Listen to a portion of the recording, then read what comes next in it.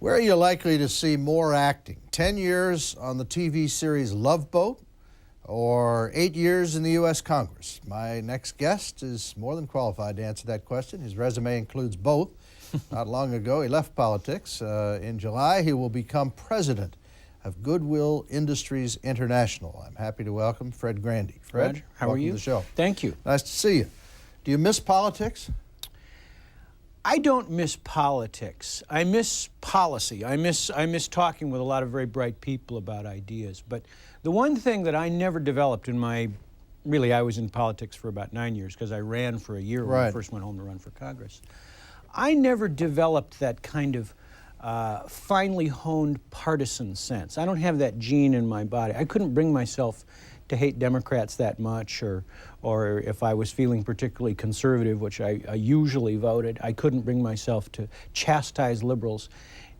And the way the climate is in Washington right now, there's that undercurrent of anger and hostility that I found more off-putting than anything else. So I really don't miss that.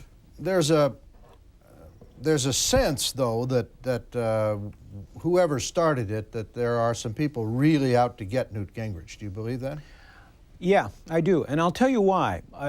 First of all, Newt's a very controversial figure. He's a very big thinker, and he's a very dangerous guy because his ideas are now being enacted into laws for people that don't agree. Dangerous? You don't mean dangerous to? I mean dangerous to his opponents. Right. I think on balance he's in sync with what a lot of the American people want. Mm-hmm. But I think what you're seeing here, and this is not meant to be partisan, Roger, and I've had Democrats tell me this, they feel as though so many of their issues have kind of been bankrupt now, that the best thing they've got is the speaker. Now that's kind of a sad statement on whether or not there's a policy from which you build a new Democratic Party, but even the president himself has had to move back and forth on issues, and I think what Newt has successfully done is command the agenda. Mm-hmm. The contract with America, do you think the Republicans are going to pull this off and make it look good, or do you think this thing's going to blow up at some point? Well, you're speaking to a Republican who was not a signatory of the contract with America, right. And I felt there was some fine print in that was a little bit too rich for my blood. When you're talking about that kind of deficit reduction coupled with $700 billion of tax cuts, you don't have to be Alan Greenspan to know that doesn't add up too well. But I will say this, as a public relations document, it is gold. And what they have done is carefully orchestrate all of the popular stuff, all of the changes in Congress, cutting the size of committees, right. Getting rid of bogus voting, making us live with all the laws that you have to live with. Right. Then That's very popular. Very popular. And by the way, I mean, why shouldn't we comply with OSHA the way you have to? Right, why shouldn't we pay the minimum wage if you are? I agree with that totally. But we're past the timberline now. Mm-hmm. Now what Congress has to do is really make the cuts. They've got to reform the welfare system. They've got to find these tax cuts.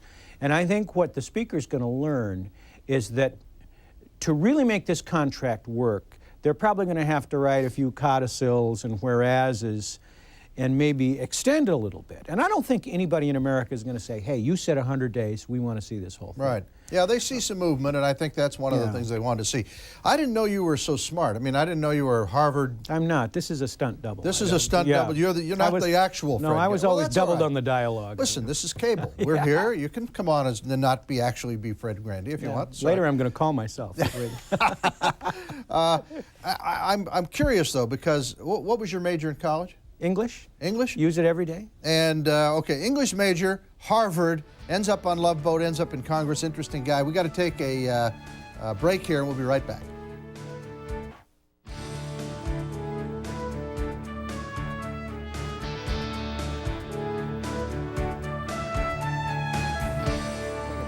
I was a baby. I was just out of Scouts when it was my merit badge. Give me the short version, because I know you've probably answered this question 1,000 times. Guy goes to Harvard, ends up on the Love Boat. Mm-hmm. And well, there was some. Well, tell me how that happened. You were roommates with David Eisenhower in college. Not in college, in private school. We went to one of those Tony Eastern prep schools. Yeah. Got places I couldn't get in. Yeah, I know. As a matter of fact, that's where I got my start in politics. As freshman at Exeter, I ran his campaign and got him elected president of the Young Democrats.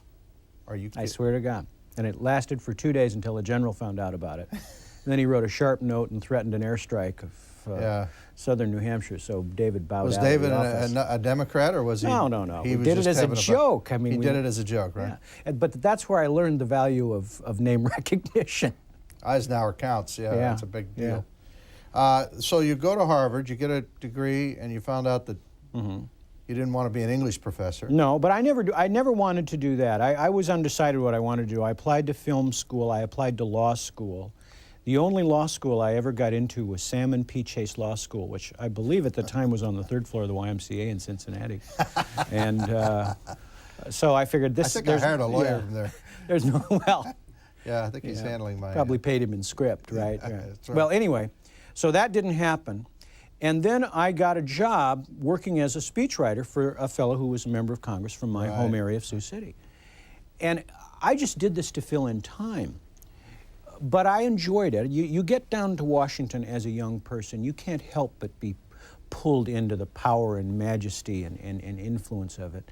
And something must have stuck, because then about 15 years later, I'm returning to Iowa, to the same kind of ancestral ground, to run for Congress, and I'm replacing the guy who beat the guy who hired me. So, how big a disappointment? You ran for governor, you didn't win that one. How big a disappointment was that? Well, if you had asked me right after I lost, I would have said, I don't know what I'm going to do, because I really felt I was on some kind of mission to change the state around. And it was also an ongoing battle I had had with the Republican Party in Iowa. But really what I learned after that is that what I was looking for was a mission that was outside politics. That's why the nonprofit world and goodwill means so much to me, because as a lawmaker, I always worked on things like welfare reform or health care or job training, and was always frustrated that you never really were able to practice what you preached. I mean, Congress is all talk and no task, at least to me very often. Would you prefer to be down there now when the Republicans have power and maybe could get something done? Because I had other Republicans say to me, look, for 40 years, we sat there and we gave speeches, but we could never pass anything. If I were not going to Goodwill, the answer would be yes. But because Goodwill is an organization that actually puts people to work, that has been involved in welfare reform, in this city is working with at-risk youth, I prefer to be doing what I am right now than chairing the subcommittee that may send the money to New York, which may wind up in the hands of Goodwill. I guess I'd rather be on the delivery side, is what I'm saying, Roger, than on the kind of the conceptual side. Give me a concept of Goodwill. Goodwill Industries International is how big? It's huge. It's 183 affiliates in the United States and Canada, 37 locations around the world.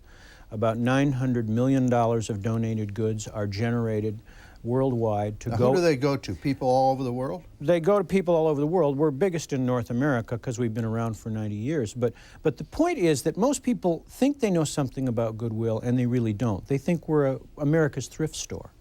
And really, Goodwill is the largest employer of people with disabilities in the world, hands down, bar none. I mean, absent governments. But the fact of the matter is, when you give a tie or a coat to Goodwill, it's not that you're putting somebody to work in a store, it's that you're putting somebody to work in a shop with dollars that are used to subsidize employment for folks that otherwise would probably be sitting at home vegetating. So it is really an act of, I think, immense goodwill when you give clothes and they're turned around and those revenues put people into work programs. Why can't government solve poverty? We've spent $3 trillion since Johnson declared war on poverty in the early 60s. Why can't government seem to get a handle on poverty? Well, because I think for the most part, we tried to impose a federal solution on a community-based problem. I mean, poverty is a term that describes a lot of conditions. In a place like New York now, poverty probably underpins the erosion of a lot of neighborhoods that have been turned over by white flight to the suburbs, leaving one class behind while another class leaves. The Goodwill Industries, for example, here in New York is in an area called Twin Coves, which is a little section of Queens, which is trying to redevelop itself with Goodwill dollars and help. But I think the reason the federal government, the war on poverty basically is a war that poverty won. Yeah. is because it was not community-based. It started at the top with federal programs that by the time they got down to Queens and Jamaica and the District of Columbia were probably all bureaucrats and very few recipients. So it was really a liberal trickle-down program that never trickled down to the actual people? Well, you know, we They always used to say Reagan had a trickle-down economics. It sounds to me like the poverty programs in are a sort sense, of trickle-down yeah. poverty programs. What you're seeing now, though, is you're seeing a lot of programs. I was just in Atlanta this week, and the Goodwill in Atlanta is putting welfare moms to work in the construction trades. They need women to build homes in Atlanta. So Goodwill has gone out. They've hired some women out of a housing project, and they're building a house. Now that's a neighborhood, Right. and that's the trickle-up theory that I think it's never going to solve poverty any more than you're probably ever going to eradicate the common cold. But you can ameliorate it. You can fix it in certain areas. It may start up somewhere else because it's always a function of the economy and human nature. But if you have locally generated and driven solutions, the proprietary interest you have in your own neighborhood, your own job, your own shop is going to solve a lot of the problems. We're talking with Fred Grandy, and if you have a question, you can call us at 1-800-988-TALK. We'll take a few phone calls right after these messages. Nancy Kaler had a family to feed and no marketable job skills until she completed a Goodwill Industries business training program. Now she has a job in data entry at a national credit management firm. I was on welfare for 8 years, and when I first got that first paycheck, it was just like a cloud lifted off my shoulder. I said, I made it. Yeah, nice. Doesn't that make you feel good? Ooh, I mean, after writing powerful, yeah. a lot of speeches and having a lot of debates, to see somebody who actually got a job because you did something right is very satisfying. Yep. We're going to take a phone call here from Illinois. Hank? Hello, Hank. Hi. Hello. Hi. Do you have a question for Mr. Grandy? Well, I have a statement, and I did want to say I'm quite proud of him. I enjoyed listening to him, and he did say that he didn't care for the sound and fury, so to speak, that's going on in Washington right now, the hostilities between the liberals and the conservatives. And, you know, this is a big point. It seems that the liberals and conservatives are the sounding board for the country right now, and I don't think this fury is just in Washington now. I think it's all over the country. And if we're not careful, we're going to self-destruct without even trying very hard. You sound very pessimistic, Well, Mr. Grandy. you know, my feeling is that all of us have a little liberal and a little conservative in us. And what we're seeing is a fight on the margins, and most of us are in the center. And it's a shame when we're so marginalized that our beliefs, if we're not extremely right enough or extremely left enough, somehow lead you to believe that we don't have strongly held views. Now, I've always referred to myself as either a militant moderate or an extreme centrist, and that gets you a laugh, but really, most folks have mixed feelings about a lot of this, and I think our policy has to reflect that, but unfortunately, the debate right now does not. My guess is, though, Hank, is that the Republicans, as they move towards becoming a governing body, are going to find more of the center. Okay, we're going to take another call here from Connecticut this time. David, hello. Hi. Hello. Yes, hi. Hi. Yes, this question is for Mr. Grandy. What does Mr. Grandy think our chances are of getting a capital gains tax cut, and why don't we hear more about how it actually helps the middle class and not just the rich? The capital gains tax cut is something that I served on the Ways and Means Committee, the Tax Writing Committee, and when Bush was president, we tried to enact it. We talked about it after Bill Clinton was was the president. I'll tell you, the capital gains tax cut, I find, is probably the fastest route to real small business entrepreneurialism of anything I know. And I'd also say it is very important for old folks and for farmers, because I know, because I represented a farm district, a lot of farmers now can't sell their property. They can't pass it on to their next generation because the capital gains eats them up. The problem is it has become so politicized. It is so much the domain of wealthy coupon clipping, Republican-type stereotypes that it's going to be a huge fight, even with Republicans in Congress. If it helps seniors and farmers, Democrats claim that that's their constituency. Why don't they come out for a capital gains tax cut? They can't. Is it true that because the it also Democrats, helps people on Wall Street? But of so course, in other words, they want to make sure that everybody's miserable as long as it's going to make one rich guy happy. Is that the deal? well, we brought that point up from time to time. And capital gains really allow people to sell a lot of these assets, and when they do, they usually create more jobs. You know, everybody's always getting on Wall Street, whether you're talking about forgiving Mexican debt. Don't forget, these guys are managing huge pension funds, which are held by a lot of little people. And if those investments go up, those little people do better.